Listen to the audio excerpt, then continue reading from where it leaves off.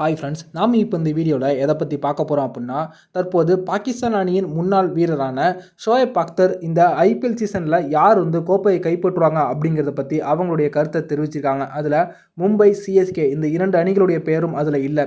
அதுதான் தற்போது அனைவருக்கும் ஆச்சரியத்தை ஏற்படுத்தியிருக்கு. அது பற்றின முழுமையான விவரத்தை இந்த வீடியோவில் பார்ப்போம். 18வது ஐபிஎல் சீசன் இந்த மார்ச் 22ஆம் தேதி முதல் துவங்க இருக்கு. முதல் போட்டியில் நடப்பு சாம்பியனான கொல்கத்தா நைட் ரைடர்ஸ் அணியும் ரஜத் பட்டிதர் அவர்கள் தலைமையிலான ராயல் சேலஞ்சர்ஸ் பெங்களூர் அணியும் மோத இருக்காங்க. இரண்டாவது போட்டியில் சென்னை மற்றும் மும்பை இந்த 2 அணிகளும் மோத போகிறாங்க. இதனால் பார்த்தீங்கன்னா தற்போது ஐபிஎல்லுடைய எதிர்பார்ப்பு ஆரம்பத்திலேயே ரசிகர்களிடையே பெரிய எதிர்பார்ப்பை ஏற்படுத்தியிருக்கு. இந்த நிலைமையில் பல முன்னாள் வீரர்கள் இந்த ஐபிஎல் கோப்பையை யார் கைப்பற்ற போகிறாங்க அப்படின்றது தொடர்பாக சில கருத்துக்களையும் தெரிவித்து கொண்டிருக்காங்க.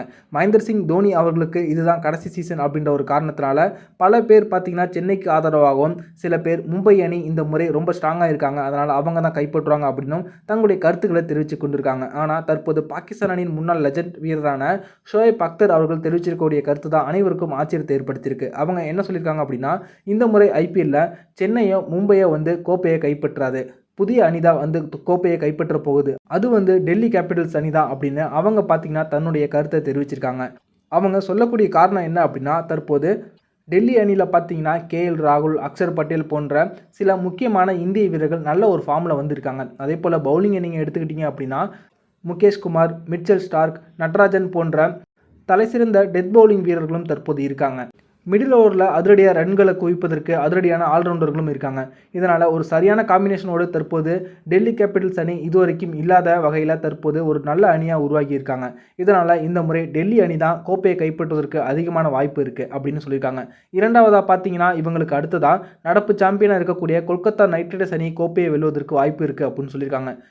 அஜிங்கியா ரஹானே அவர்கள் தற்போது பார்த்தீங்கன்னா ஒரு முதிர்ச்சி அடைந்த இந்திய வீரராக இருக்காங்க. இந்திய மைதானங்களை பற்றி நல்ல புரிதல் அவங்க கிட்ட இருக்குது. தோனி அவர்கள் கூட நீண்ட காலமாக விளையாடி கொண்டு இருக்கக்கூடிய அவங்க ஒரு நல்ல கேப்டன்ஷிப் பொறுப்பும் அவங்க பார்த்தீங்கன்னா தற்போது தாங்கக்கூடிய அளவுக்கு ஒரு திறமையும் இருக்கக்கூடிய ஒரு வீரர். அதனால் கொல்கத்தா நைட் ரைடர்ஸ் அணியில் ஏற்கனவே இருக்கக்கூடிய நட்சத்திர வீரர்களை வச்சு தற்போது அஜிங்கியா ரஹானே அவர்கள் கோப்பையை கைப்பற்றினாலும் ஆச்சரியப்படுவதற்கில்லை அப்படின்னு தற்போது பார்த்தீங்கன்னா ஷோயப் அக்தர் அவர்கள் தெரிவிச்சிருக்காங்க. அது மட்டுமல்ல, தற்போது பார்த்தீங்கன்னா ஹார்திக் பாண்டியா அவர்களுக்கு இந்த முறை அதிகமான அழுத்தம் ஏற்படும். அதே தான் ருத்துராஜ் கெய்க்வாட்டுக்கும். தோனி அவர்கள் கடைசி சீசன் அப்படின்ற ஒரு காரணத்தினால அவங்களுக்கு அதிகமான அழுத்தம் இருக்கும்.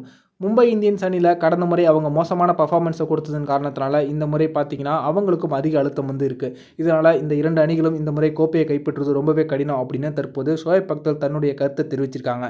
தற்போது கேஎல் ராகுல் அவர்கள் டெல்லி அணியில் இருந்து தனக்கு கேப்டன் பொறுப்பு வேணாம் அப்படின்னு அவங்க ஒரு சக வீரராக விளையாட விருப்பம் தெரிவிச்சிருப்பது ஒரு சரியான முடிவு. அவங்க கேப்டனாக இல்லாமல் ஒரு தனி வீரராக விளையாடுறாங்க அப்படின்னா அவருடைய பேட்டிங் ரொம்பவே அதிரடியாக இருக்கும். இது அணிக்கு பெரிய அளவில் உதவியாக இருக்கும் அப்படின்னு சொல்லியிருக்காங்க. இந்த வீடியோ உங்களுக்கு பிடிச்சிருந்துச்சுன்னா லைக் பண்ணுங்கள், ஷேர் பண்ணுங்கள். நன்றி.